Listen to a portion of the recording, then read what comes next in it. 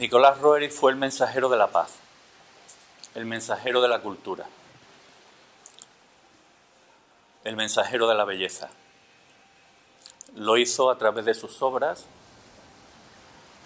también a través de sus escritos y a través del legado que simbólicamente dejó a la humanidad, que está sintetizado en la bandera de la paz.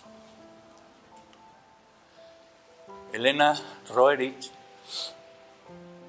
fue nombrada por la jerarquía espiritual, por la Hermandad Blanca, como Uruzbati, la que alumbra nuevos caminos y la que libera del prejuicio. ¿Por qué motivo esta definición? Porque conocer el sendero del Agni Yoga y seguir el sendero del Agni Yoga implícitamente conlleva que realizamos en nosotros una ampliación de conciencia que constituye el último eslabón evolutivo en nuestra evolución como seres humanos en este cuarto reino. Para acceder al quinto reino, pasando por la iniciación de la crucifixión, tenemos que recorrer forzosamente el sendero del Agni Yoga. Se trató de un matrimonio ígneo, trabajaron con el fuego del espíritu, y sobre todo constituyeron, tanto ellos como sus hijos, un ejemplo de vida espiritual, puesto que podían vivir muy cómodamente, pertenecían a la aristocracia rusa, pertenecían a la nobleza rusa, era una familia realmente acomodada. Sin embargo, en pos de seguir con su objetivo, se arruinaron en 2 ocasiones y pusieron en peligro sus propias vidas en numerosas ocasiones. Realizaron un servicio a la humanidad por mandato de la jerarquía planetaria de la luz y del amor. Sus hijos, Yuri y Svetoslav, les ayudaron en este proceso.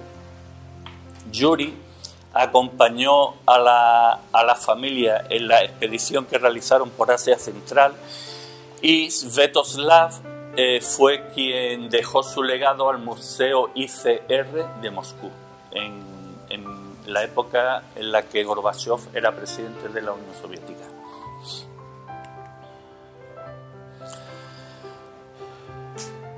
Realizar el camino del Agni Yoga, seguir el sendero del Agni Yoga, realizar ese camino de ampliación de conciencia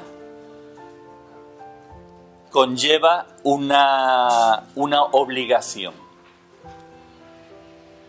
Obligación que, espiritualmente hablando, inició Blavatsky, Elena Blavatsky, puesto que fue la que dio a conocer esa enseñanza oculta a todo Occidente y a toda la humanidad, con el objetivo de sembrar las bases para el futuro que a la humanidad le espera, ese acceso a la nueva era, a la era en la que la gran mayoría de seres humanos serán Agni Yogis, es decir, seres que habrán interiorizado el Agni Yoga en su interior, y eso hará posible que puedan desarrollar una vida en equilibrio con los designios del espíritu, y harán posible la transición del planeta Tierra a convertirse en un planeta sagrado.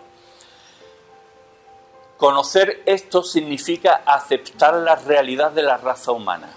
Y la realidad de la existencia de la raza humana es que anteriormente a nuestra raza aria han existido civilizaciones anteriores. Por ese motivo hemos puesto aquí el cuadro de Krishna. Krishna, sabéis que es un avatar de Vishnu, que es venerado en la India, y que en el Mahabharata, cuando se habla de Krishna, se hace referencia a las enseñanzas espirituales que Krishna transmitió al guerrero Arjuna. Pero no solo se hace referencia a eso. Cuando se lee el Mahabharata en profundidad, nos damos cuenta que habla de una civilización con un tremendo desarrollo tecnológico. Y fruto de ese desarrollo tecnológico se estableció y se desarrolló una confrontación entre fuerzas de la luz y fuerzas de la oscuridad. Y precisamente en el Mahabharata se están inspirando muchos científicos que están avanzando hacia los descubrimientos de la ciencia actual. El que esté elegida una música de piano de fondo es en honor a Elena, porque ella era concertista de piano y entonces cuenta que en una ocasión tenía que examinarse, hacer unas pruebas en el conservatorio y no había practicado y se enfrentaba ante el dilema de hacer las pruebas o no hacerlas. Como una guerrera que era, pues afrontó la prueba y dice que en el momento que puso el primer dedo en la primera tecla comenzó a fluir y bueno, hizo un examen realmente primoroso. Y claro, ella lo cuenta como que ahí se produjo una manifestación del cáliz, es decir, afloró el interior de su alma, las experiencias que ella había tenido, vidas pasadas, como virtuosa del piano, y fue lo que hizo que superase aquel trance.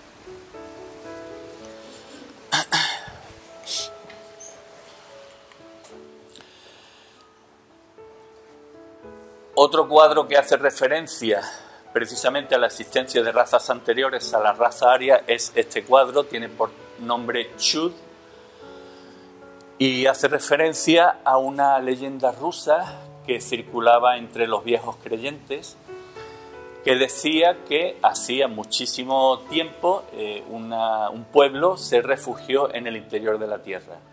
Era un pueblo dotado de mucha sabiduría y era muy difícil que tuviesen algunos contactos con quienes vivían en la superficie del planeta. Y por supuesto la leyenda de la Atlántida, que nuevamente hace referencia a aquella civilización dotada de una enorme tecnología y nuevamente de ese enfrentamiento entre fuerzas luminosas y fuerzas oscuras, ese enfrentamiento entre magia blanca, entre magia negra, que tuvo como consecuencia la reacción de los grandes seres, la reacción de Sanat Kumara, y se produjo el hundimiento de la Atlántida, que se produjo en 3 etapas. La última de ellas es la que, según los estudiosos, data del año de hace 10.000 años aproximadamente, que es la que hace referencia a Platón. Este hundimiento de la Atlántida sirve de base, de punto de partida para comenzar el análisis simbológico de la obra de Nicolás Roerich. Este cuadro tiene por nombre Madre del Mundo. Madre del Mundo hace referencia a la creencia oriental en la Madre del Mundo, pero en la Madre del Mundo bajo el concepto de que representa ese aspecto femenino, ese origen femenino, ese principio femenino que existe en la naturaleza de Dios. Avanzar en el sendero del Agni Yoga significa olvidar ese concepto de un Dios antropomórfico hecho a imagen y semejanza de quienes veneran a Dios. Dios debemos de entenderlo como un aspecto masculino que cuando reflexionamos lo tenemos en nosotros, pensamiento masculino entendido como esa ideación, esa creación de una idea, de un arquetipo, y el aspecto femenino es el que se encarga de dar a luz ese arquetipo o avanzar hacia ese arquetipo que previamente hemos creado en nuestra mente. Aquí vemos que la Madre del Mundo está asentada en un trono rodeado de agua. Si nos centramos hacia Madre del Mundo como madre de nuestro planeta Tierra, la base de la vida orgánica en nuestro planeta la tenemos en el agua. Y se ven con mucha claridad a la izquierda las 3 estrellas del cinturón de la constelación de Orión. Se ven las 7 estrellas visibles del carro o de la Osa Mayor, y en la parte superior sobre la cabeza vemos el planeta Venus, la estrella de la Madre del Mundo. Cuando ampliamos el cuadro vemos con más detenimiento lo que he hecho referencia. El taoísmo, por ejemplo, hace referencia a la constelación de la Osa Mayor como la constelación o el lugar en el que habitaban los 9 dioses creadores, 7 de ellos visibles, que son las 7 estrellas, y 2 invisibles, una que está ubicada aproximadamente en esta posición y la otra que está ubicada aproximadamente en esta. Todas las leyendas de las razas humanas, de las civilizaciones, hacen referencia de una forma o de otra a la relación que existe entre la humanidad y la constelación de Orión, el planeta Venus y la Osa Mayor. Vemos que la madre del mundo está cubierta por un manto, el manto de la creación. ¿Por qué? Si tenemos que elegir entre simbolismos para asociar lo que es identificar lo que es la materia e identificar lo que es Dios, la materia se identifica con el cuadrado y Dios se identifica con el círculo, puesto que toda la creación generada en el círculo parte de un punto, el centro, el Big Bang que dio origen al universo. Y además todas las formas creadas en el interior de un círculo o de una esfera son formas duales, puesto que cada punto de ese círculo, de esa esfera, tiene un punto opuesto cuando trazamos una línea por el centro. Bien, vemos que la madre del mundo tiene la mano izquierda recibiendo energía, la mano derecha transmitiendo energía. Y además los cuadrados no tienen dentro absolutamente nada. Parece indicar que está en ese proceso de creación de las formas. En cambio, en este cuadro ya la cosa cambia. Básicamente es el mismo, pero el manto tiene formas. Ya se ha producido la creación. Cuando observamos el cuadro, vemos que en él están presentes los 4 elementos. Está presente el agua, está presente la tierra, está presente el aire y está presente el fuego. ¿Cómo está presente el fuego? Aquí lo vemos. Estos seres luminosos que representan los logos que dan luz al cuerpo físico de las estrellas de la Osa Mayor, del planeta Venus y de las estrellas de la constelación de Orión. Vemos que la posición de las manos de la madre ha cambiado. Ya envía energía hacia el fondo. Parece indicar una protección de la obra que ella ya ha creado, que ella ha materializado. Vemos que tiene un cinturón, señal esotérica o simbólica de que está en proceso de gestación. La generación del universo es infinita, por eso la madre está constantemente creando formas y, por supuesto, protegiendo mediante las leyes cósmicas las formas que ya ha creado. Vemos que las formas que figuran en el manto son formas vegetales y animales que parecen que tienen un carácter arquetípico por su silueta, por sus contornos. Y vemos que a los pies de la madre del mundo hay 2 figuras, una masculina y otra femenina. La figura masculina porta un cofre. Este cofre veremos más adelante que está relacionado precisamente con la constelación de Orión, porque porta en su interior la porción itinerante de la Chintamani. La porción principal de la Chintamani, según el esoterismo, está ubicada en las torres de Shambhala. La Chintamani es, según la leyenda, un meteorito que vino de la constelación de Orión. Hablaremos con él con más detalle. Pero no debe de extrañarnos, puesto que cuando los científicos descubren y analizan los meteoritos, observan que tienen metales y tienen formas que no son terrestres ni están en la Tierra. Por lo tanto, la Chintamani es como una especie de talismán o de imán que recibe las energías que vienen de todo el universo y las canaliza hacia nuestro planeta. El que el hombre porte el cofre con la porción itinerante de la Chintamani trata de transmitir que el hombre como principio masculino se pone a disposición de la jerarquía planetaria y por este motivo recibe el honor de portar esa porción itinerante. de la Chintamani. Y la mujer porta en sus manos un libro. Este es el libro de la enseñanza del Agni Yoga. ¿Por qué es tan importante y por qué lo porta la mujer?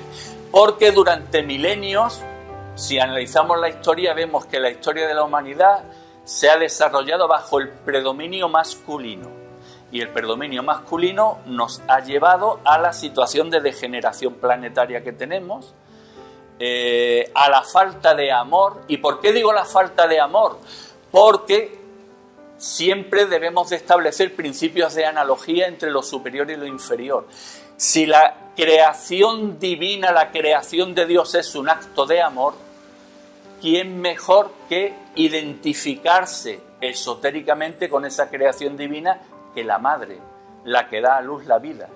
Pero no solo la que da a luz la vida biológica, sino la que da la luz a la vida de los pensamientos arquetípicos que tenemos que lanzar al espacio para que evolutivamente nos desarrollemos. Y podemos encontrar miles de ejemplos. Todos sabemos que tras un gran hombre siempre hay una grandísima mujer. La mujer es quien debe de conducir al hombre por el sendero del amor. En el centro vemos sobre un pedestal una cruz con los dos brazos iguales. Parece indicar el futuro de los seres humanos, el ser andrógino, en el que el principio masculino y el principio femenino están integrados. Y aquí vemos que están integrados porque precisamente los dos brazos son iguales. El principio masculino está representado por el brazo vertical y el principio femenino o desarrollo en la materia por el brazo horizontal. Están iguales, ¿por qué? Pues porque ese ser andrógino tiene interiorizada la espiritualidad en la materia, en su vida. Seguir el sendero del Agni Yoga y ampliar la conciencia significa no tener miedo a dejar el pasado. Aquí vemos un jinete que cabalga sobre un caballo blanco. Cabalga en búsqueda de la pureza. La pureza la tiene arriba, las montañas nevadas, las cotas espirituales a las que esotéricamente debemos de llegar. Y para su marcha y mira hacia atrás. Cuando mira hacia atrás vemos dos mujeres, pero lo curioso de este cuadro, el cuadro tiene por nombre Recordar. Y las dos mujeres parecen transparentes. Cuando vemos las formas parecen transparentes. Sinceramente no creemos que sea un error de Nicolás en la pintura, sino más bien pensamos que se trata de algo intencionado. ¿Intencionado en qué sentido? La transparencia hace referencia al mundo sutil. El mundo sutil o astral nos ancla a la materia. Y para poder trascender hacia las cotas superiores, tenemos que dejar a un lado la astralidad, todo lo relacionado con la astralidad, y enfocar nuestros pasos hacia los mundos sutiles superiores, hacia las esferas de la mente abstracta, en la que seremos nosotros los que a través del conocimiento y a través de la puesta en práctica de ese conocimiento espiritual guiamos nuestras vidas. Nuestras vidas no serán inducidas por lo que seres que están en el mundo atrás nos indiquen que debemos hacer o que debemos seguir. Entre otras razones porque de ese mundo astral se valen las fuerzas oscuras para desviarnos del buen camino. Avanzar en el sendero del Agni Yoga significa tener pleno conocimiento y plena integración de que la reencarnación constituye el mecanismo evolutivo que tenemos los seres humanos para poder ir llenando ese cáliz interior, ese cáliz de nuestro interior, de nuestra alma, en el que vamos acumulando las experiencias espirituales. Aquí vemos que el gran peligro son las aguas turbulentas. ¿Por qué aguas turbulentas? Las emociones, cuando se producen de modo repetitivo, se convierten en sentimientos. Pero los sentimientos pueden ser oscuros o poco luminosos y sentimientos luminosos. Los sentimientos luminosos son las cualidades del alma. Vemos que aquí está dibujado un arco iris. Simbólicamente tiene mucho que ver con esto que estamos hablando de la transmutación de los sentimientos negativos en cualidades del alma. El agua, cuando se evapora, el agua está relacionada con las emociones. Cuando las emociones se vaporizan, se evaporan, se elevan, parece indicar que se convierten en emociones de características superiores. Y cuando reciben la incidencia de un rayo solar, se descomponen en los colores del arco iris. Los colores del arco iris están asociados a las cualidades del alma. Los que estudiáis los 7 rayos, entendéis de lo que estamos hablando. Seguir el sendero del Agni Yoga significa tener claro que existe una jerarquía espiritual, la gran hermandad blanca, la jerarquía de la luz y del amor, como le queramos llamar, pero en definitiva unos seres que supervisan la evolución de la humanidad. Pero esto no lo debemos enfocar solo precisamente en la existencia de estos seres, sino que avanzar por el sendero del Agni Yoga significa que tenemos que interiorizar que la ley jerárquica es una ley evolutiva. Y cuando miramos a nuestro alrededor, vemos que el principio jerárquico está presente absolutamente en todo. En la familia, en la sociedad, en la naturaleza, en la espiritualidad, en todo. Nicolás y Elena eran conscientes de ello, por eso eran discípulos directos del maestro Moria. Pero el concepto de discipulado no es algo que atañe a una sola vida, es un desarrollo que se produce a lo largo de muchas vidas. Por eso hemos puesto Nicolás asociado a este ser medieval, a este hombre, y Elena a esta mujer. ¿Quiénes eran este hombre y esta mujer? Pues el conde Eckehard II y la condesa Uta von Wallenstein. Son 2 personajes históricos que vivieron aproximadamente entre el año 1000 y 1100. Y aquí vemos que el conde en su escudo tiene el triángulo con el vértice hacia arriba, que constituye, digamos, el núcleo de la enseñanza de Nicolás a través del símbolo de bandera de la paz. Y la condesa porta un cáliz con la llama, nuevamente el cáliz de las acumulaciones espirituales. Aquí vemos al conde y a la condesa en uno de los laterales de la catedral de Naumburg, es donde ellos vivieron. Y aquí vemos las similitudes que existen entre el conde, con la diferencia de que el escudo tiene el triángulo a que hemos hecho referencia, y la condesa pues tiene las mismas características, con la diferencia de que en su mano porta nuevamente el cofre de la porción itinerante de la Chintamani.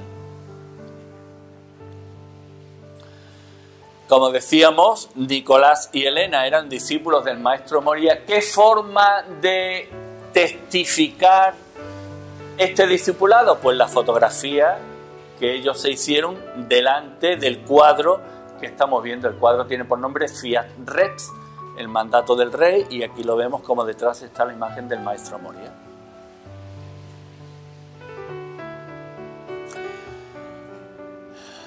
Tener esta relación de discipulado,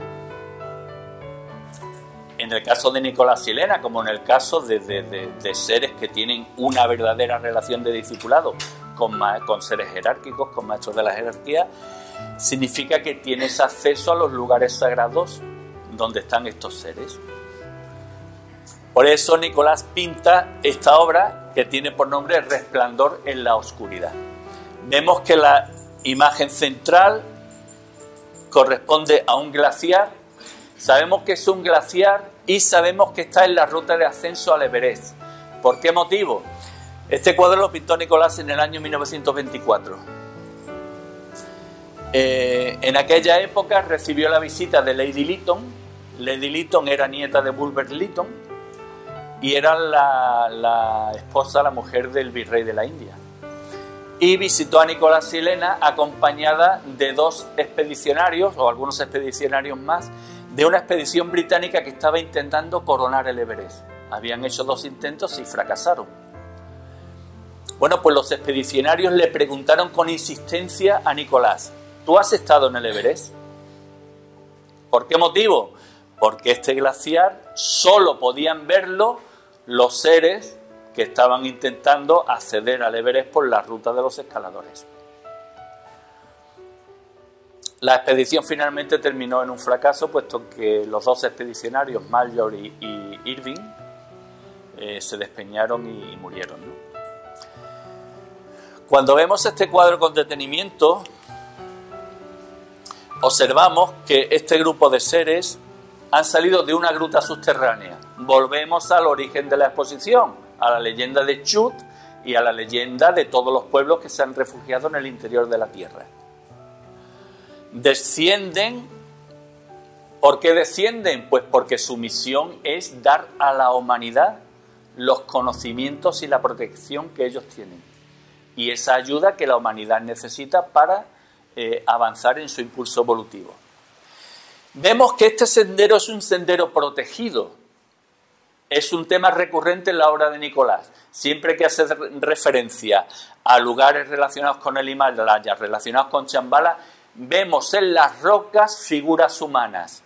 Aquí la tenemos. Claramente delimitada la boca. Esto es una figura humana, un protector de la naturaleza. Vemos que el primer ser es un Mahatma, un gran ser, que porta en sus brazos nuevamente el cofre de la Chintamani, que desprende luz.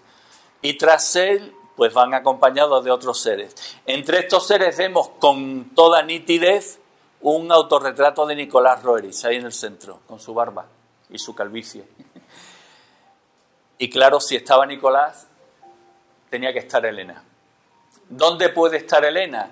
Posiblemente, es algo que Loli y yo hemos debatido, Elena en todas las fotografías y en todas las escenas que se fotografía con la familia permanece en un segundo plano. Sin embargo, cuentan que cuando ella se manifiesta en el mundo sutil, lo hace vestida con una túnica griega. Entonces es posible que Elena sea este ser o este ser, más bien este. Es posible, ¿eh? Aquí vamos con la simbología. ¿Por qué aparece el número 7 aquí en el cielo? No viene a cuento a no ser que nos quiera transmitir un mensaje. Los ciclos evolutivos de la humanidad son ciclos de 7. Siempre toda la enseñanza.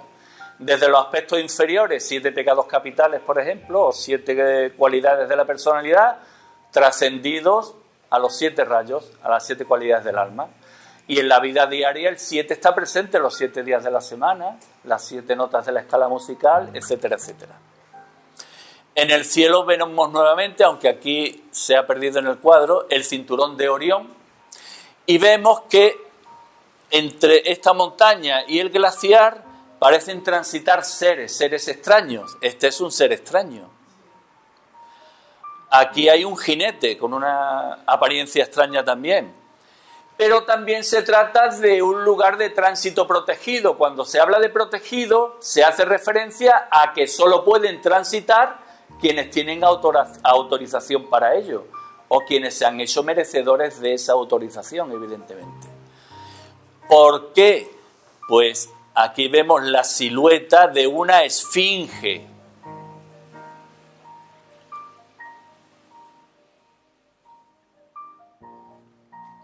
La silueta de la esfinge nos retrotrae nuevamente a civilizaciones antiguas, nos retrotrae a Egipto, y claro, de Egipto esotéricamente se dice que ahí se refugiaron los seres de luz que supervivieron a la catástrofe de la Atlántida. El Mahatma Moria en sus manos tiene un artefacto que no sabemos lo que es, pero debe tener mucha importancia cuando lo retrata con él. Hacíamos referencia a la porción itinerante de la Chintamani. Según la leyenda tibetana, la Chintamani llegó a la Tierra procedente de la constelación de Orión en un caballo alado. Y venía en el interior de un cofre, que es este cofre que vemos aquí. Venían 4 objetos con unas escrituras que no han logrado descifrar, y entre esos objetos se encontraba la piedra. Vemos que desprende luz. El caballo es el Lunta, el caballo de viento en el que descendió, y desciende de las alturas donde se encuentra Shambhala. Pero claro, la ruta que va siguiendo el caballo forzosamente tiene que ser una ruta protegida y sagrada. Vemos aquí la inmensa cantidad de guardianes que existen. Este en el primer lugar. Este en el segundo, que además da miedo, como para decir, si no estás autorizado no pases, que no lo vas a conseguir. Aquí vemos la silueta de otro ser. A este lado la silueta de un ser y la silueta de 2 seres más. Es llamativa la llama que desprende y el color azul del aura. Hay que decir que Nicolás y Elena cuentan, hemos visto hasta en 3 ocasiones, unos fenómenos que a ellos les ocurrieron durante la expedición que realizaron a Asia Central.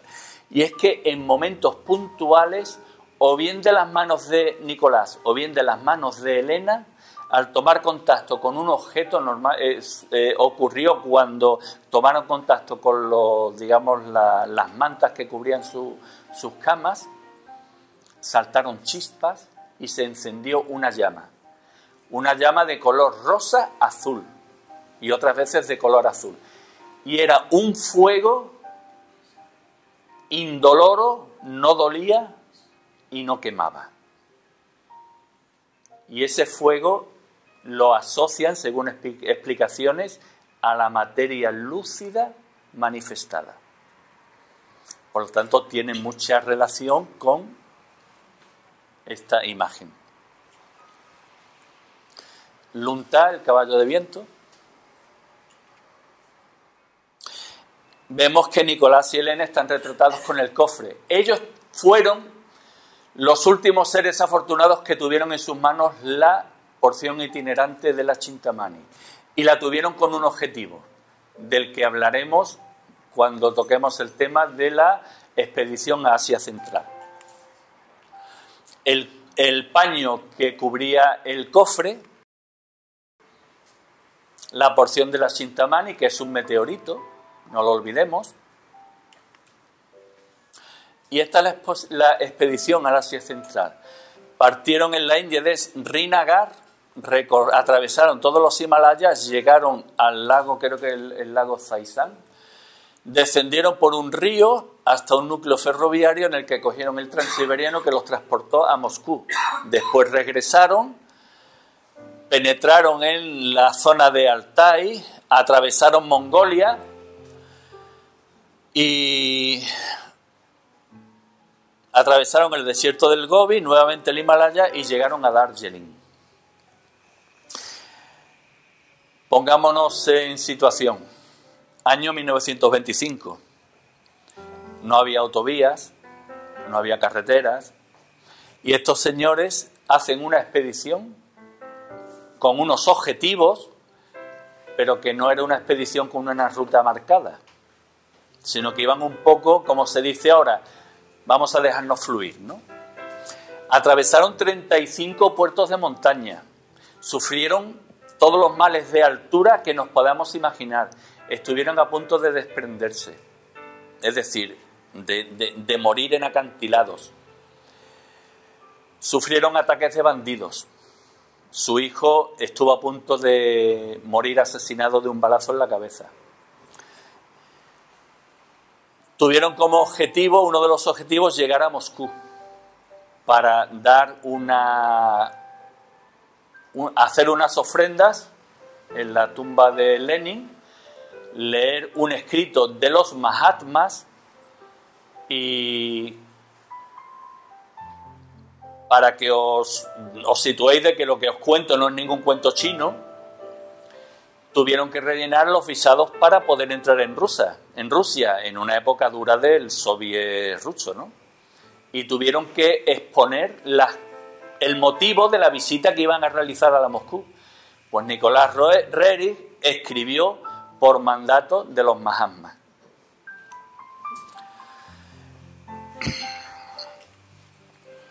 La expedición iba precedida por el Tanka de Shambhala, lo que ya da idea de cuál era su verdadero objetivo. Por la bandera de los Estados Unidos como patrocinio, y fijaros en las tiendas de campaña que los cobijaban, eran tiendas casi de verano, para soportar los rigores climáticos a los que se vieron sometidos. Los maravillosos carreteras por las que caminaron, los maravillosos medios de locomoción por los que caminaron. Más de una vez tenían que detener la expedición porque se le caían las ruedas de los carros, se partían los carros, en fin. Los rifles de largo alcance que tenían, porque llevaban armamento para la época avanzado a lo que era común, y gracias a ellos se pudieron defender de los ataques de los bandidos.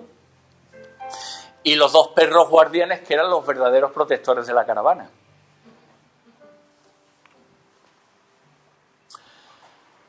Uno de los objetivos que alcanzaron, descubrir los vestigios históricos del símbolo que sirvió a Nicolás para crear la bandera de la paz. Aquí vemos que estas montañas la pintó Nicolás de modo magistral en este cuadro.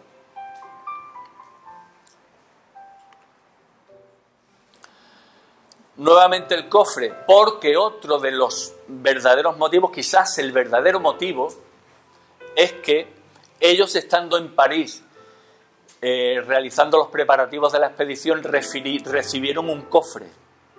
Recibieron este cofre, mandado por correo. Y en su interior iba la porción itinerante de la piedra Chintamani. Y tenían la misión de llevar esa piedra Chintamani por toda Asia Central.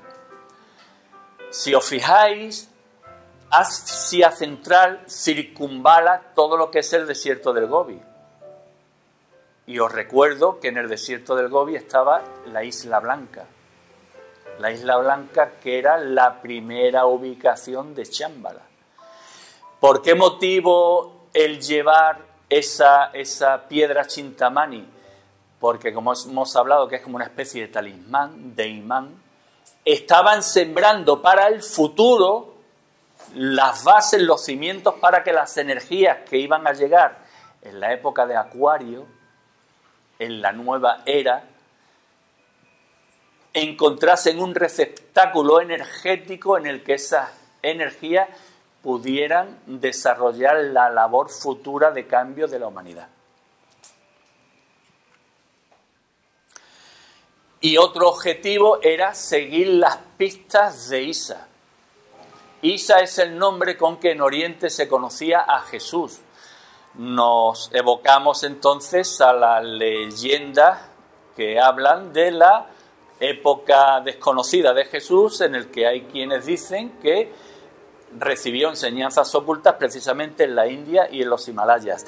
Este cuadro es muy bonito y su historia es muy bonita, se llama Isa, el cráneo del gigante, y hace referencia a una leyenda que a ellos les contaron, que decía que Isa iba caminando y encontró un cráneo de un gigante. Nuevamente los gigantes nos retrotraen a la antigüedad de la raza humana. ¿Qué hizo Isa? Pues como acto de amor le dio vida al cráneo del gigante. Y el gigante, cuando volvió a la vida y se vio que era de carne y hueso, agradeció inmensamente a Isa que le hubiese devuelto la vida, pero no como un acto egoísta. No agradeció a Isa que le devolviese la vida porque ya estaba vivo y qué bien, que voy a vivir, no. Porque esa vida la podía emplear el gigante para ayudar a la humanidad. Shantan representa la nota trágica de la expedición.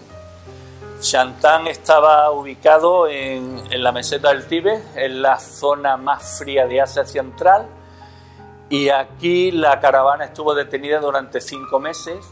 En el año 1990 aproximadamente se descubrió a través del diario del doctor de la expedición que el gobierno del Tíbet recibió órdenes del gobierno británico para detener a la caravana.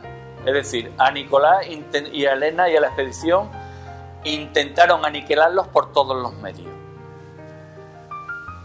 Aquí la caravana prácticamente desapareció, murieron casi todos los animales, murieron miembros de la expedición y ellos mismos estuvieron a punto de perecer. Pero antes de llegar a esta nota trágica, hay que contar algo realmente hermoso. Chantan estaba, bueno, pues a poca distancia de la frontera del Tíbet. La frontera del Tíbet estaba en Ulan Dabán.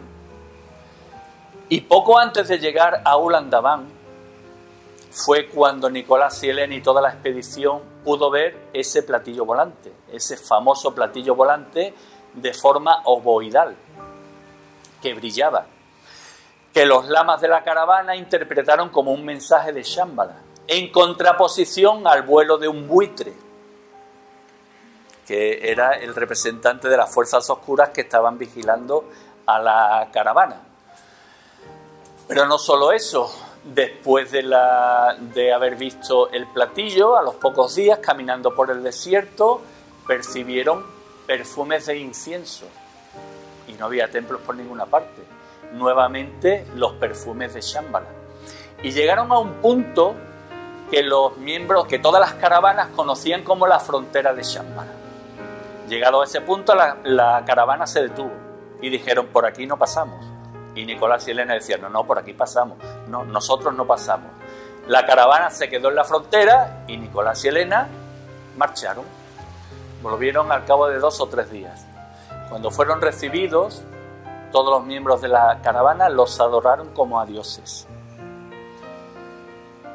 Quizás llegaron a Shambhala. Quizás devolvieron la porción itinerante de la Chintamani. Entra dentro de la suposición, pero es una suposición realmente bella y hermosa y que no va muy descaminada.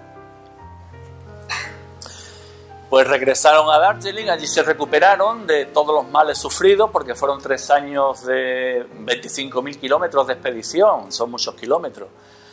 Y una vez que se repusieron, marcharon al Valle del Kulu, donde crearon el Instituto Uruvati. En este instituto fue donde ellos estudiaron y recopilaron toda la información que habían acumulado durante la expedición y toda esa información procesada la enviaron a las distintas universidades europeas y americanas. El sendero del Agni Yoga. Cualquier vía espiritual que se emprende, sea religiosa, sea filosófica, sea de órdenes iniciáticas, etcétera, etcétera, tiene un objetivo, la aspiración hacia lo superior, hacia lo que el ser humano considera como superior. Esta es la aspiración que realiza este asceta. ¿Y dónde está lo superior? Pues lo tenemos ahí escondido, en el desfiladero. Y vemos que detrás del asceta existe lo que aparece un desprendimiento de rocas y que al inicio del desfiladero aparece nuevamente un guardián de la naturaleza. Luego estamos hablando del sendero hacia Shambhala, hacia la fortaleza de la luz. Aquí vemos las 2 almenas de las torres de Shambhala.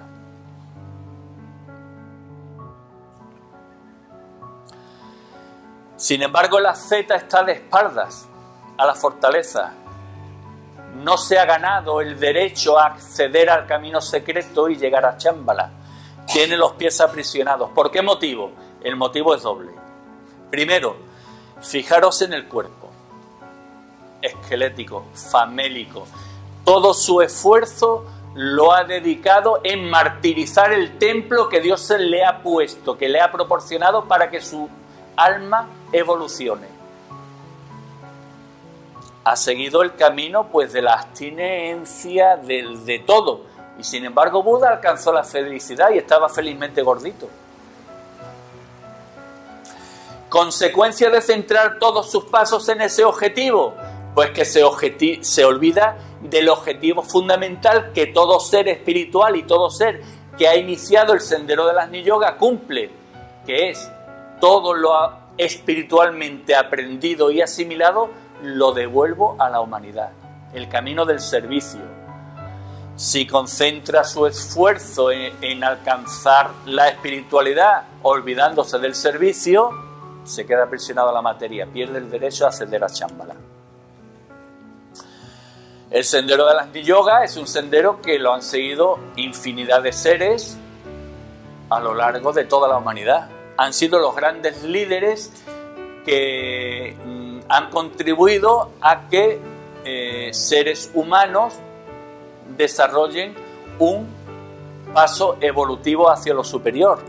A lo largo de la historia, Moisés, el gran taumaturgo, Elías, el profeta, quien curiosamente ascendió a los cielos en unos carros de fuego,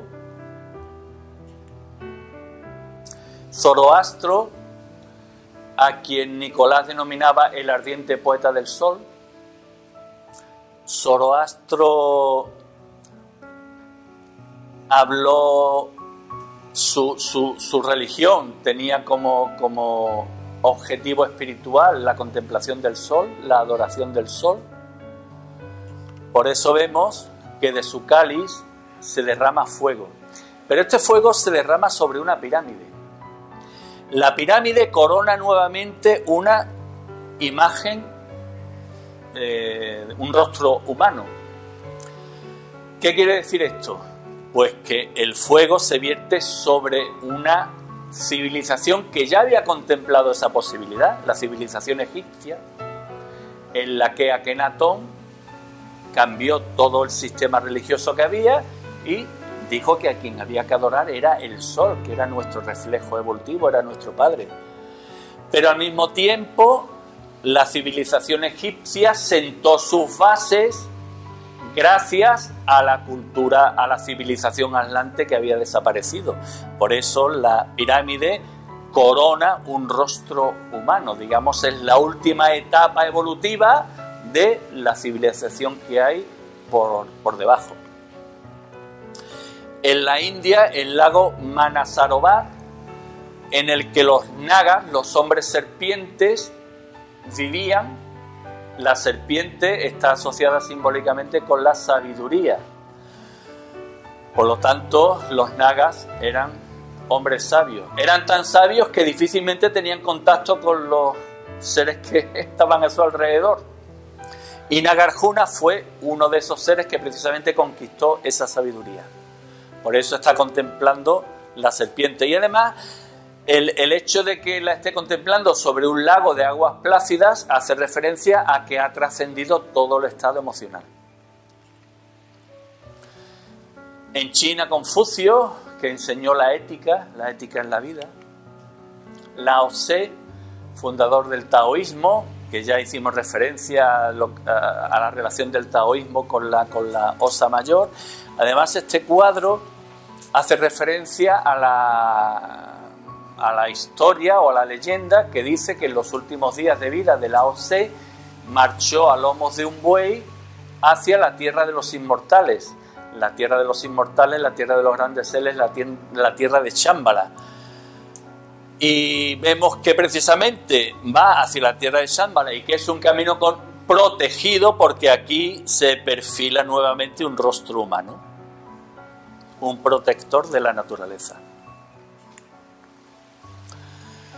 Tsongkhapa, que creó la rama budista de los bonetes amarillos, Padmasambhava, que creó la rama budista de los bonetes rojos, Milarepa, el primer tibetano que alcanzó la iluminación y que es un ejemplo de vía espiritual, puesto que para quienes dicen que no, que el ser humano no puede cambiar, que genio y figura hasta la sepultura y otras tantas barbaridades, pues Milarepa pasó de practicar la magia negra a alcanzar la iluminación.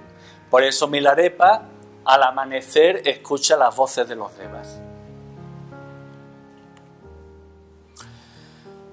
La serie de todos los guerreros ascetas, todos aquellos que a través de las artes marciales buscaban alcanzar el máximo estado espiritual. El caso de Ennoyoya, que fundó el Sugendo. Mohamed el profeta, aquí vemos a Mohamed que recibe del arcángel Gabriel la enseñanza de Alá con ese cáliz. Además, En este cuadro Nicolás tiene la deferencia de pintarlo de espaldas a quien lo ve. ¿Por qué motivo? Porque según la tradición musulmana no se podía ver al profeta cara a cara. No creía Nicolás crear susceptibilidades. Es una clara muestra de la síntesis que se aplica en el Agni Yoga. En la cristiandad, San Francisco, el amante de los animales, o el gran patriarca ruso Sergio de Radonega, que aquí lo vemos con más detalle, como en la ermita o símbolo de la orden monástica que él creó, bajo la vigilancia divina, la capilla se asienta sobre un paño, y en el paño vemos que al fondo aparece otra vez el triángulo equilátero con el vértice hacia arriba. Buda, que alcanzó la iluminación. En esta escena Buda ha trascendido las emociones claramente, está sobre el lago, parece como si estuviese levitando. Alcanzó la iluminación y es él quien ilumina la cueva. Es su luz la que ilumina la cueva. Y cuando lo vemos con más detenimiento, vemos que esa cueva, ese lugar que se podría identificar con la cueva etérica del corazón, está basada precisamente en los reinos inferiores, nuevamente la protección de un ser de la naturaleza. Por supuesto, Cristo, con su cáliz. ¿Cuál es el cáliz de Cristo? Su cuerpo de luz. Ese cuerpo de luz que se construye cuando transmutamos todos los aspectos inferiores de nuestra personalidad en aspectos superiores, en cualidades del alma. Y llegamos al Agni Yoga. Aquí vemos que el Agni Yoga Nicolás lo representa como una figura de mujer aposentada sobre un islote que sobresale nuevamente de aguas en calma, es decir, se ha trascendido todo el estado emocional, y la mujer porta una llama, la llama del Agni Yoga, de la enseñanza del Agni Yoga. Además, este islote está en primer lugar. Tras él hay varios islotes.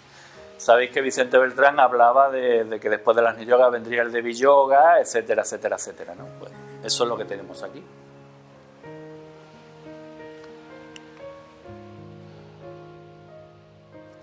¿Qué es el Agni Yoga? Para saber lo que es el Agni Yoga, yo creo que lo mejor es escuchar lo que al respecto escribió la madre del Agni Yoga, Elena Reri. Lo escribe en una de esas cartas y dice: Agni Yoga trata de las supremas transmutaciones ardientes de todos los centros que no pueden ser realizados por ningún método mecánico, sino que requiere una directa influencia controladora del Gran Maestro. Los logros más elevados del Agni Yoga se pueden alcanzar únicamente por un espíritu que posee antiguas acumulaciones espirituales, acumuladas en el centro del cáliz. Otra cosa que caracteriza al Agni Yoga es que sus logros deben alcanzarse en la vida diaria, mientras que los otros yogas, excepto el Karma Yoga, exigen aislamiento de la vida ordinaria, haciéndolos así insuficientes para la evolución presente y futura. El Agni Yoga es una síntesis de todos los yogas. En todas las escrituras antiguas de la India se predijo la aproximación de la época ardiente. Se dice que el Agni, el fuego que se encuentra en varios grados en todos los yogas, saturará tremendamente la atmósfera de nuestro planeta, y todas las ramas del yoga se fundirán en esta síntesis ardiente. Ciertamente, el Agni Yoga es un bautismo de fuego.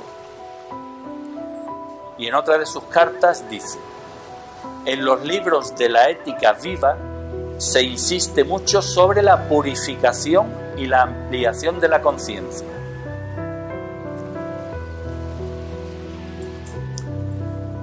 En los grupos de Facebook en las páginas web, en muchos sitios, por donde quieras que miréis, se habla mucho de Agni Yoga.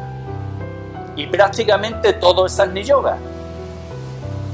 Y nos olvidamos de varios aspectos que son esenciales. Primero, el Agni Yoga es una consecuencia evolutiva. Nos la tenemos que ganar. Si no estoy preparado, no puedo iniciar el sendero del Agni Yoga. Y eso no significa que quien está preparado es mejor que quien no está preparado.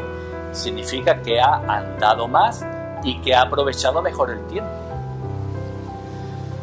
Se olvida otro aspecto.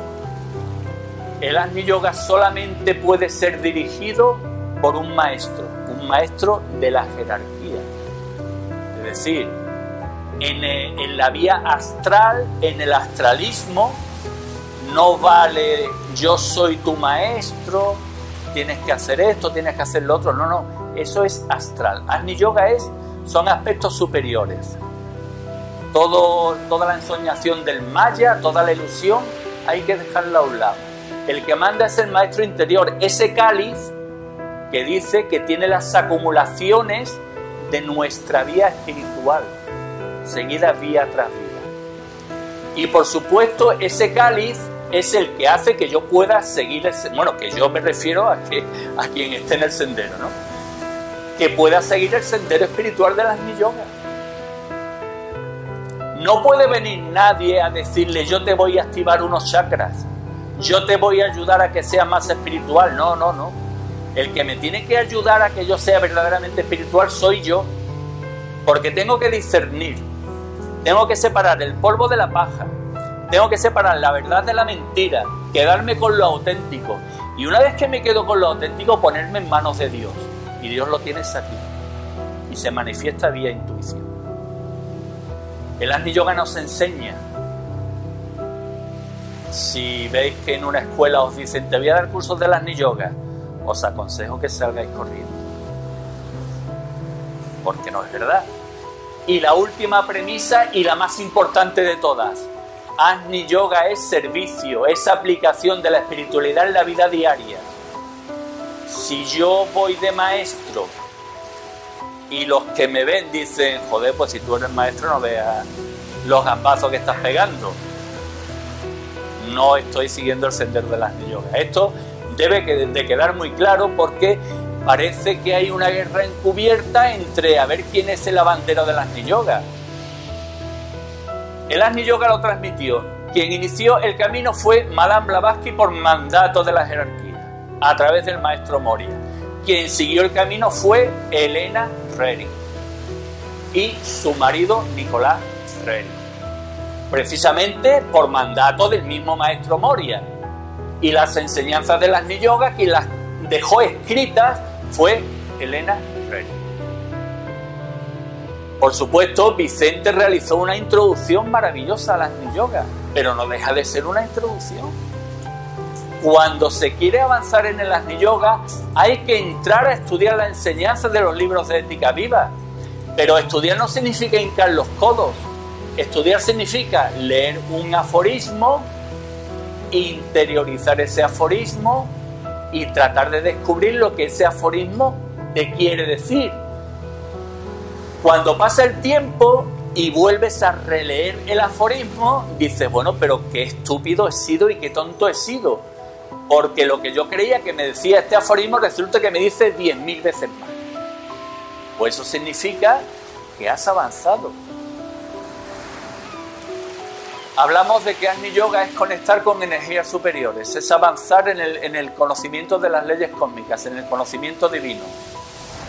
Planteémonos los seres que están al servicio del plan, ¿qué porción de conocimiento tienen?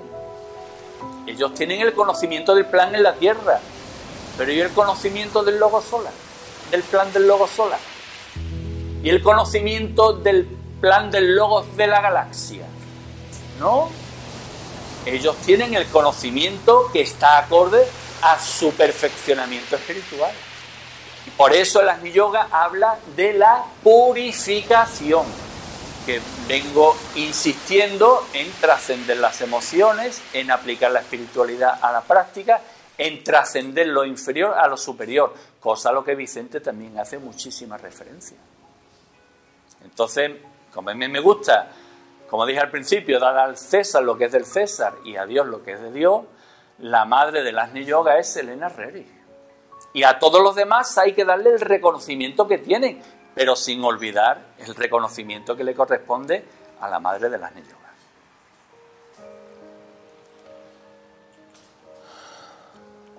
Símbolo de Agni Yoga es bandera de la paz.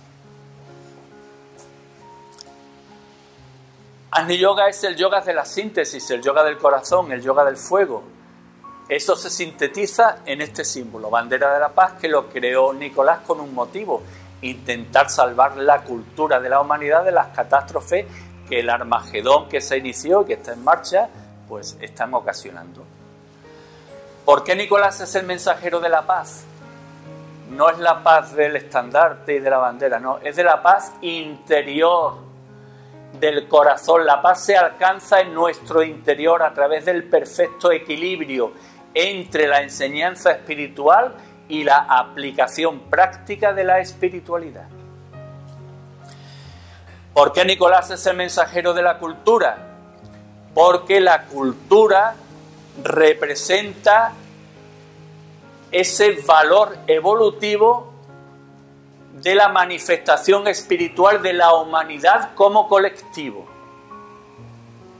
La cultura no es la civilización. La cultura es la manifestación espiritual de la humanidad, el conjunto de manifestaciones espirituales de la humanidad. El núcleo central de Bandera de la Paz es este símbolo.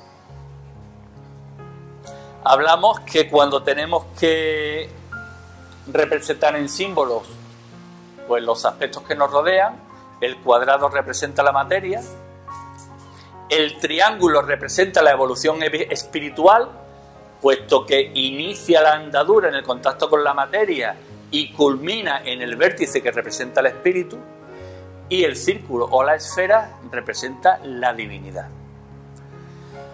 Símbolo de Bandera de la Paz, como hemos visto, estaba representado en Mongolia, en muchos sitios, está representado en muchos lugares de América. Los triskel celtas también hacen referencia a eso. A lo largo de la humanidad, en la cristiandad existen cuadros, estandartes de papas, etcétera, etcétera, que también está representado este símbolo. O sea, tiene un carácter universal. Y en cualquier ubicación donde haya estado, digamos, utilizado o venerado, se ha hecho con un carácter sagrado. Símbolo de la felicidad, símbolo del poder del alma, representación de la Trinidad, por ejemplo. O sea, se le pueden dar muchos enfoques. Su interpretación se podría englobar en tres grandes aspectos. Aspectos evolutivos, por supuesto.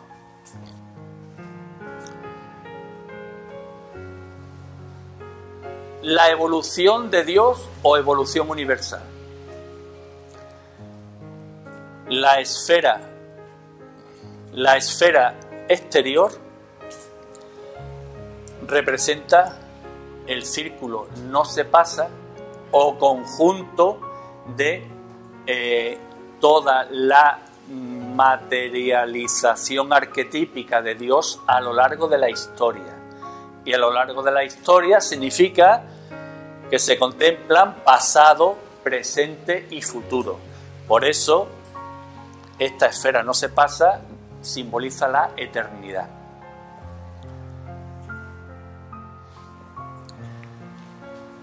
Puede asociarse con la evolución de la humanidad. La evolución de la humanidad, porque esta evolución o círculo no se pasa, está representado o simboliza la cultura. La cultura, el culto a la luz, es la manifestación espiritual a lo largo del tiempo de toda la raza humana. ¿Cómo se manifiesta o cómo se expresa esta evolución? En tres aspectos. El primero, la espiritualidad. Si la cultura es manifestación del espíritu, quien guía la evolución humana es el espíritu, la espiritualidad. En segundo lugar, la ciencia, porque los logros científicos, los descubrimientos científicos son los que hacen que la humanidad avance.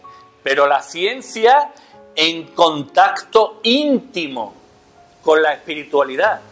Por eso el símbolo lo representa Nicolás con las 3 esferas en contacto. Cuando la ciencia está en contacto con la espiritualidad, o por decirlo de otra forma, cuando la ciencia se espiritualiza, el científico accede a planos superiores en los que puede captar esos descubrimientos que ya están en esos planos superiores. Y el tercer símbolo, el arte. El arte porque es la expresión del alma humana, la belleza. No todo es arte. Yo cuando digo esto hay quien se ofende. Hay artistas y hay personas que intentan crear arte. Pero el arte es una expresión del alma, porque lo que el artista realmente espiritual expresa está cargado de belleza. La belleza es una cualidad del alma. Y el tercer aspecto,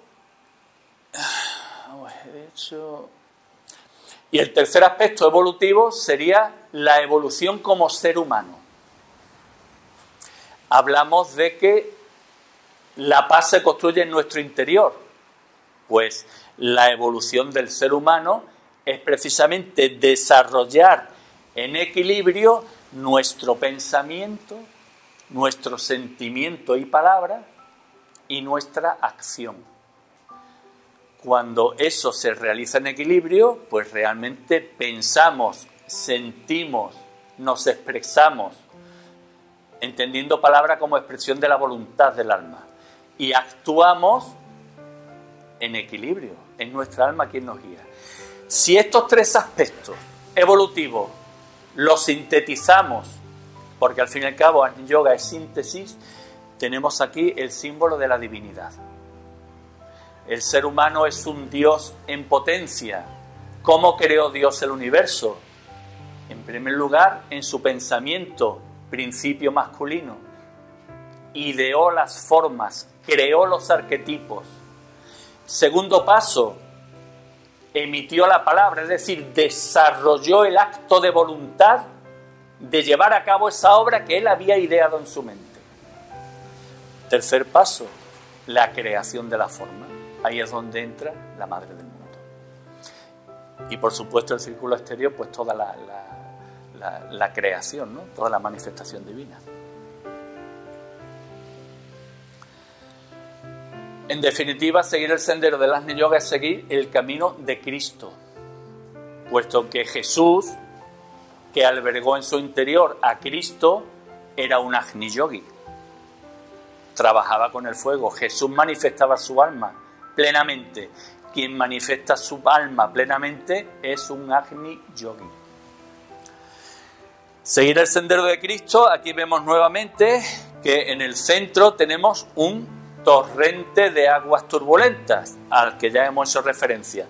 La parte izquierda es el camino que no debemos seguir. Vemos que es oscuro y que las aristas son agresivas, como dan miedo. Sin embargo, Cristo sigue el camino por el lado derecho. Un sendero individual, ahí no caben 2 personas. Ahí no caben 2 personas. Un sendero protegido, nuevamente el rostro. Y un sendero que evidentemente tiene altibajos. No siempre estamos en la nube espiritual. También tenemos etapas de penurias espirituales, ¿no?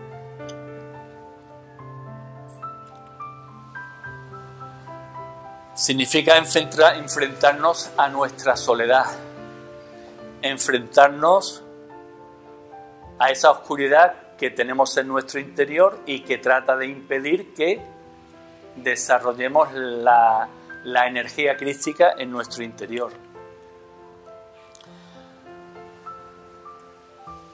Y este seguir el sendero de Cristo está expresado de modo magistral en esta obra, Los signos de Cristo. Esta obra refleja en el lienzo literalmente el aforismo, uno de los aforismos de Hojas del Jardín del Moria. En este aforismo se cuenta que una caravana se pierde en el desierto y que el guía de la caravana, a la luz de la luna, encuentra a Cristo. Le dice que nos hemos perdido. Y entonces Cristo comienza a hacer un dibujo. ¿Qué nos está hablando? De una caravana espiritual. El guía espiritual. Y en un momento dado, pues, como que se ha perdido cuál es el camino correcto que se tiene que seguir, ¿no? Este miembro de la caravana es Rosul M. No sé quién será. No sabemos quién es. La cuestión es que Cristo, con su cayado de bambú, transmite la gran enseñanza del Agni Yoga. Cuando ampliamos la imagen, lo primero que hace es que Cristo dibuja un cuadrado, es decir, el caminar en la tierra, y en este cuadrado deja impreso la huella de su pie y lo acompaña de las palabras verdaderamente por pies humanos. ¿Qué está diciendo? Yo fui hombre como vosotros, yo caminé por la tierra como vosotros, y vosotros tenéis que seguir el mismo camino que seguí yo. A continuación, dibuja un segundo cuadrado y en este segundo cuadrado imprime la huella de su mano y la acompaña de las palabras verdaderamente por manos humanas. Nuevamente está diciendo, como en definitiva lo que estáis construyendo es vuestro templo interior, pues yo en la tierra tuve que construir mi templo y vosotros tenéis que hacer lo mismo. Cuando el templo esté coronado por el arco del domo, que es esa pieza, esa cúpula que finaliza la construcción de un templo, habrá finalizado la construcción, y esa cúpula es precisamente el Agni Yoga. Cuando esa cúpula está coronada, un pistilo que Cristo ha sembrado en el corazón de cada uno de nosotros comienza a florecer y a dar frutos. ¿Qué nos está diciendo esta obra? Pues que cada uno tenemos que desarrollar en nosotros el espíritu crístico, la naturaleza crística. Tenemos que desarrollar el amor cósmico, que no se nos olvide.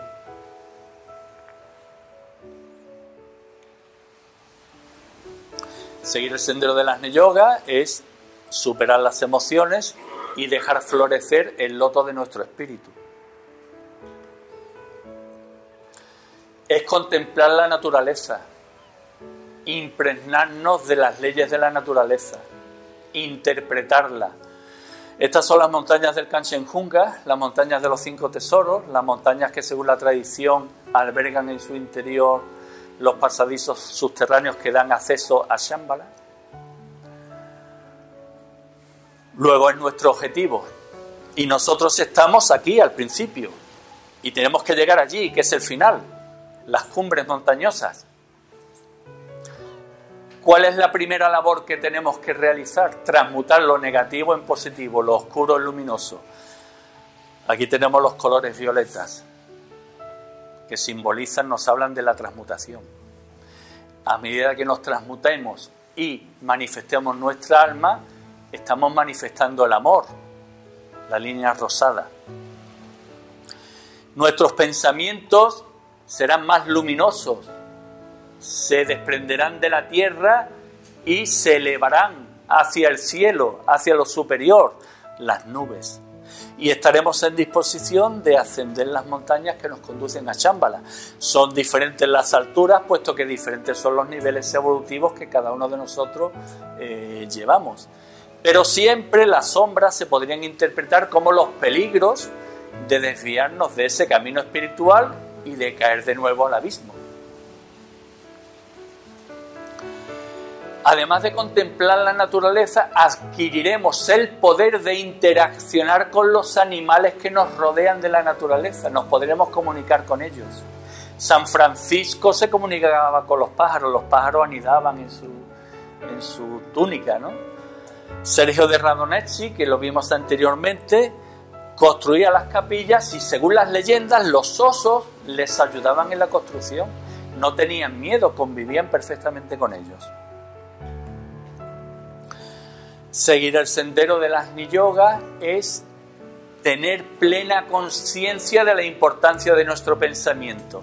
Este cuadro tiene por nombre Saraha, la flecha bendita, y esa flecha precisamente representa el pensamiento. El pensamiento tiene que estar dirigido hacia lo superior y tenemos que ser conscientes de que el pensamiento tiene vida. Luego cuidemos la naturaleza de nuestros pensamientos. Significa seguir el sendero de las yoga, orar hacia lo superior, hacia lo más supremo que la civilización o el pueblo o la cultura en la que estamos conviviendo considere como más supremo. Aquí la oración está dirigida a Kalki Avatar, en este caso a Maitreya. Pero si Agni Yoga es el camino de la síntesis y es el camino de Cristo, y Cristo nos ha indicado cuál es el camino que debemos seguir, qué mejor que orarle a Cristo y hacerlo con pureza y desde el corazón. Una plegaria pura siempre asciende. Ante los pies de Cristo florece, plateada y radiante. Con una pura llama azul resplandece la palabra de la llamada e irradia el cáliz de la exaltación. Oh Señor, enjuga nuestras lágrimas y percibe la llama de nuestros corazones. Es una oración de hoja del Jardín de Moria. Seguir el sendero del Agni Yoga es desarrollar la compasión. Aquí el lama interpone su mano entre la flecha que lanza el cazador a su presa. Este, por lo visto, era el cuadro que más le gustaba a Elena. Seguir la llamada del Agni Yoga significa que en un momento de nuestras vidas alcanzaremos el privilegio de recibir a un mensajero de Shambhala. En este caso el mensajero es una mujer, es Madame Blavatsky, y recibe el mensajero de Shambhala. Es un cuadro pintado por orden del maestro Moria. Bueno, por orden, por indicación del maestro Moria. Los maestros no dan órdenes, indican. Seguir el sendero del Agni Yoga es desarrollar en la cueva etérica de nuestro corazón la naturaleza crística. Aquí vemos que esta cueva es el tesoro de las montañas. Si las montañas es el objetivo espiritual, pues el tesoro de esas montañas está en nuestra cueva, la cueva etérica del corazón. Es una zona protegida. Aquí vemos que está la gruta y dos seres, uno y otro. Cuando ampliamos la imagen, vemos nuevamente los dos seres y los ojos son unos ojos extraños. No parecen ojos humanos, o al menos a mí no me lo parecen. Podría ser una alusión a que, bueno, a que no solo es la raza humana la que evoluciona en el universo, ¿no? Y aquí vemos al maestro transmitiendo las enseñanzas a sus discípulos. Cuando lo vemos con detalle, ¿qué observamos? El maestro porta el cáliz de la enseñanza. Pero ¿cómo son las imágenes de quienes reciben sus enseñanzas? ¿No os parecen que es un fiel reflejo de la imagen del maestro? Podría ser nuevamente una indicación de que todos debemos manifestar o desarrollar la naturaleza crística en nuestro interior. Seguir el sendero del Agni Yoga y pertenecer a las ramas de los maestros significa entrar en contacto con Rinzin Yempo, el anciano de los días, Melquisedec, el señor de Shambhala. Son muchos los nombres que se le dan a ese ser, a ese logos. Aquí lo vemos que está impartiendo órdenes a sus mensajeros que salen hacia todos los confines de la tierra para transmitirlos. Uno de estos mensajeros transmite las enseñanzas de Shambhala a los miembros de una caravana, lo hace en el desierto Y como son enseñanzas de Shambhala, vemos que en la parte posterior del cuadro hay mucho que descubrir, que hace referencia, por supuesto, a Shambhala. En la parte de la derecha, un rostro protector. En la parte de la izquierda, otro rostro protector. Luego están protegiendo lo que hay en el centro. Pero no solo lo protegen los dos seres, los dos protectores de la naturaleza que están a los lados. Lo protege este ser fantasmagórico, este yeti. Los yetis, según la tradición tibetana, son los protectores de los caminos de Shambhala. Luego, ¿qué están protegiendo? Lo que hay aquí. Cuando lo ampliamos, vemos que hay dos cosas que no vienen a cuento en un paisaje de montaña. Esta y esta. Esto parece un acceso al interior de la montaña, perfectamente delimitado. Y esto, cuando lo perfilamos,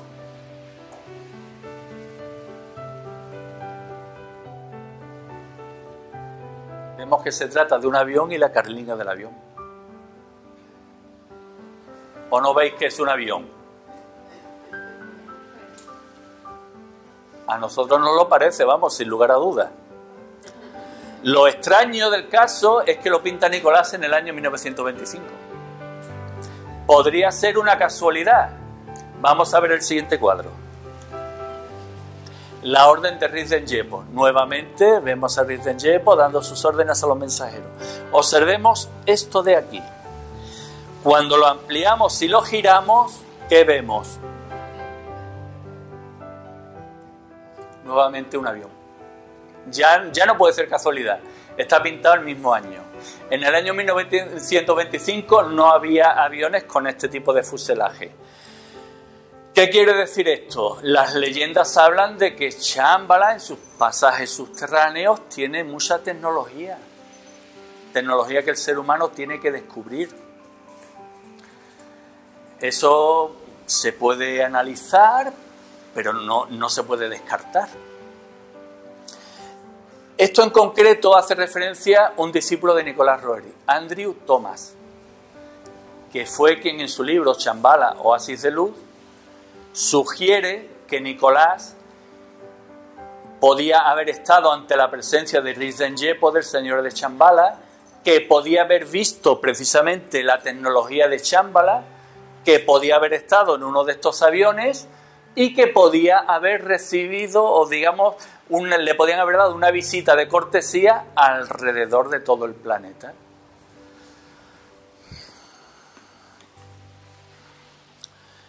Convertirte en un Agni Yogi y seguir el sendero del Agni Yoga significa convertirte en un guerrero de la luz. La fortaleza de la luz siempre está acosada por las fuerzas oscuras, por los demonios y por las fieras.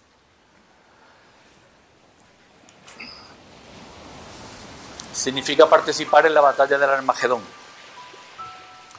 Batalla que no es batalla de un día, que es batalla de muchos años, que se inició con la Primera Guerra Mundial, que tuvo un descanso entre la Primera y la Segunda, turbado por la Guerra Civil Española, y que tuvo su colofón armamentístico en la Segunda Guerra Mundial, pero que por supuesto no ha cesado. Ahora la batalla se libra de otra forma, mediante opresión de los pueblos, opresión económica, opresión espiritual y sobre todo tergiversación de las enseñanzas verdaderas. Ya hice referencia a ello y vuelvo a insistir en ello. Tenemos que saber discernir dónde está la verdad y dónde está la mentira. Participar en la batalla del Armagedón significa estar al servicio del arcángel Gabriel, el último ángel. ¿Cómo podemos participar en este Armagedón? Defendiendo el símbolo de bandera de la paz. Y no se trata de una defensa externa, de una defensa interna. Interiorizar todo lo que representa y ponerlo en práctica. Por eso bandera de la paz, el cuadro lo pinta Nicolás, pintando imágenes de edificios pertenecientes a distintas ciudades y a distintas culturas. ¿Y quién debe sobre todo enarbolar la oriflama, el estandarte de bandera de la paz? La mujer. Se insiste nuevamente en que la mujer debe avanzar en la espiritualidad, debe asumir el papel que le corresponde y llevar al hombre por el buen camino. La bandera de la paz es la bandera de Dios, es la bandera de la sabiduría. Sofía, la sabiduría del Todopoderoso, y es una bandera universal, nuevamente representados diferentes edificios. Esto parece Notre Dame, por ejemplo. Sofía cabalga sobre nubes de fuego, porta la bandera de la paz, y en esta bandera de la paz está inscrita por 3 veces, no una ni dos, 3, la palabra Agios, la palabra santo.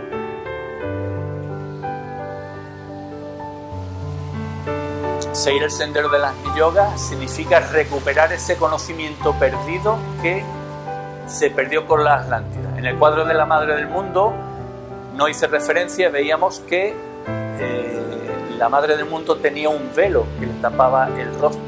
Es una alegoría al hecho de que la humanidad perdió ese contacto o ese conocimiento con la verdadera naturaleza de la divinidad, ¿no? Bueno, pues eso se conquista, este ser humano de aquí abajo lo conquista en este cuadro. El cuadro se llama La que guía, es una vocación de la Madre del Mundo, nuevamente. Las montañas superiores, el reino de Shambhala. ¿Por qué sabemos que es el reino de Shambhala? Vemos aquí la silueta de un rostro, nuevamente, habla de caminos secretos, caminos protegidos. Vemos aquí la silueta de un yeti. Vemos aquí la silueta de otro yeti, otro ser extraño, otro ser. Aquí vemos 2 flechas indicativas de un lugar oculto, es decir, nos habla de una zona protegida y sagrada. Aquí vemos la silueta de otro ser, y cuando ampliamos la escena central, vemos que este hombre toca el manto de la Madre del Mundo. La Madre del Mundo se vuelve hacia él. A la derecha de la Madre, bueno, a la izquierda de la Madre del Mundo, a la derecha de la imagen, vemos un manantial subterráneo de aguas térmicas, de aguas termales. Las aguas termales, aguas que están en contacto con la fuerza ígnea del planeta. Además, observamos que si el agua es la fuente de la vida orgánica en el planeta, la silueta del manantial es exactamente la misma silueta que la Madre del Mundo, como si fuese un reflejo de su obra. Esto lo aprendí de ti. Este ser está tocando el manto de la Madre del Mundo. Pero, ¿por qué este ser ha accedido a un conocimiento superior? Si os dais cuenta, hay algo que no pinta ni con cola en la escena. La figura geométrica, hemos dicho que el cuadrado simboliza la materia. Esta figura geométrica es un cubo o hexaedro, el sólido platónico más perfecto. Y en su interior aparece la silueta de una esfera. Cuando se habla de la cuadratura del círculo, ¿qué decimos? Si en un círculo, símbolo de la divinidad, inscribimos una materia, un cuadrado, significa que en el seno de Dios se ha creado la materia. Si lo hacemos al revés, en un cuadrado inscribimos un círculo, significa que en la naturaleza material está la semilla divina. El que sea un hexaedro da a entender toda la creación material que pueda haber en el universo, puesto que ha tomado forma, ha tomado volumen. Ampliamos la imagen, vemos aquí la silueta del círculo, y además vemos cómo parece que del centro del círculo emanan rayos. Pero ¿dónde está ubicado este hexaedro? Justo detrás de la mente de este ser. ¿Qué nos trata de decir o qué interpretamos nosotros que nos dice? Que este ser ha alcanzado el conocimiento abstracto, ha pasado de la mente concreta a la mente abstracta. Esa mente abstracta que accede a la naturaleza y al conocimiento de todas las leyes cósmicas, que accede a la verdadera naturaleza divina, que comprende en toda su plenitud y en toda su extensión la creación divina, la naturaleza de Dios. Este ser ha seguido el sendero del Agni Yoga y ha alcanzado la meta. Por eso, si antes la madre tenía velada su rostro, Blavatsky, uno de los primeros libros que escribió fue Isis sin velo, es decir, descorrer el velo de la madre del mundo, acceder a ese verdadero conocimiento, este ser lo ha conseguido. Conseguir eso es manifestar nuestra alma. Es lo que ocurre con Ramakrishna. Camina por lugares bellísimos, por montañas bellísimas. Su única vestimenta es un traje muy humilde de color amarillo, va investido de sabiduría y en sus manos porta su alma bendita. Nuevamente una alegoría del símbolo, y vemos que el alma tiene 3 colores. En la parte superior la expresión del amor, en la parte derecha azul la voluntad, en la parte izquierda la sabiduría. Son esas 3 cualidades del alma que permiten que nuestra alma se manifieste. A través del amor cósmico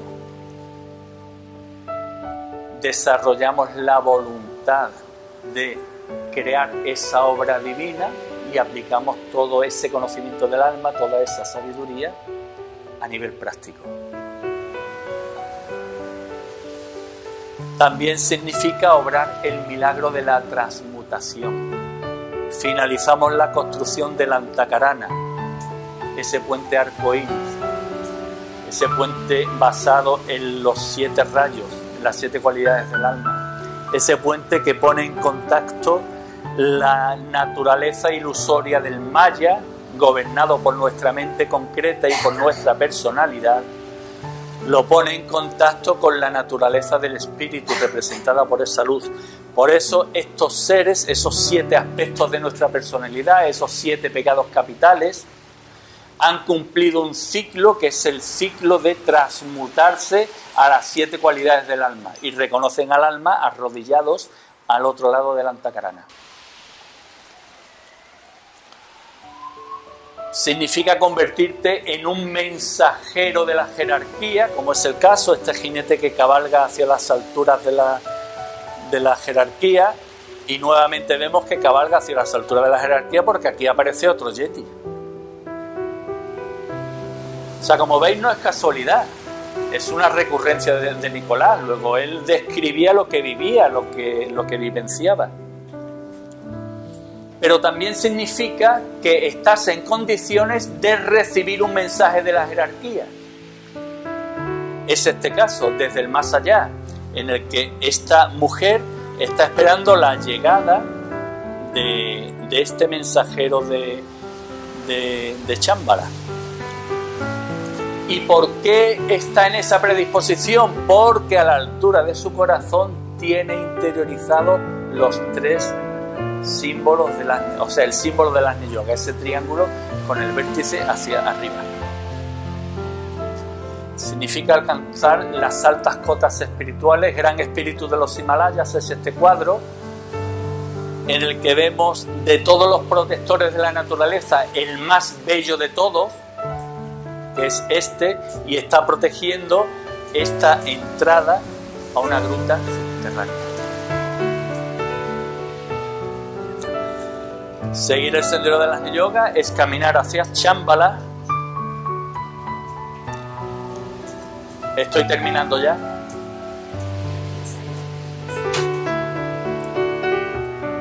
Es escuchar su música, la música de Shambhala, escuchar la canción de Shambhala. es caminar por el camino secreto que nos lleva hacia los asramas de Shambhala. Significa poder ser rescatado por la Madre del Mundo a través de este hilo que la Madre del Mundo desde la época de la Atlántida tendió a la humanidad, con el objetivo de que los seres que culminen esa vía espiritual puedan llegar a ese reino de Shambhala. Y la fortaleza está acosada por los demonios y las fieras, y vemos que en sus muros están pintados con reiteración precisamente las cruces con los brazos iguales, el desarrollo equilibrado del ser humano. Nicolás y Elena fueron Agni Yogis. Nicolás y Elena alcanzaron este objetivo. El símbolo del Agni Yogi, el cáliz, en el que la manifestación del cáliz es este triángulo equilátero con el vértice hacia arriba, y toda la manifestación del alma de un Agni Yogi es una manifestación de naturaleza ígnea, es fuego cósmico.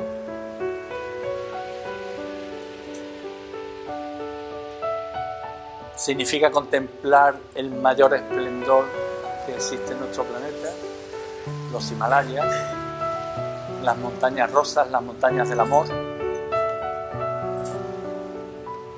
y poder ver la luz de Shambhala.